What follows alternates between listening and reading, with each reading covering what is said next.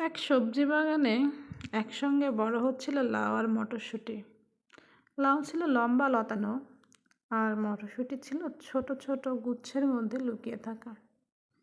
লাউ অনেক কথা বলতো, গাছের মাচা বেয়ে উপরে উঠতো আর বাতাসের সাথে খেলা করত। মটরশুঁটি ছিল একটু লাজুক, সবসময় তার ছোট খোসার মতো লুকিয়ে থাকতো। লাউ বলল, তুমি এত চুপ কেন? এসো আমরা মাচার উপর ঘুরে বেড়াই।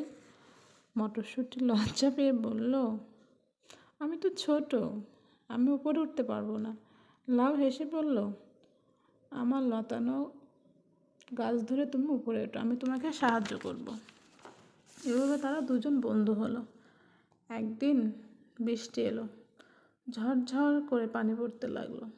লাউ বলল, দেখো, বৃষ্টি আমাদের ধুয়ে দিচ্ছে, আমরা আরও সতেজ হয়ে উঠব। মটরশুঁটি খুশি হয়ে বলল, তাই তো, আমি আর ভয় পাচ্ছি না, আমি তোমার সাথে উপরে উঠব।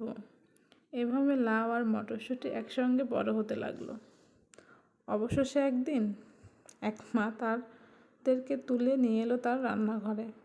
লাউ বলল, এবার আমরা একসঙ্গে রান্না হব। মটরশুঁটি খিলখিল করে হেসে উঠে বলল, হ্যাঁ, আমরা সবাইকে সুস্বাদু খাবার উপহার দেব।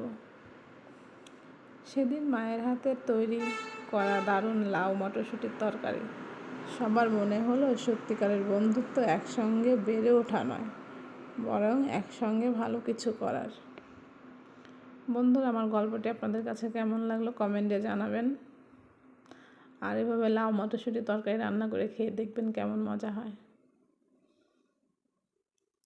আসসালামু আলাইকুম।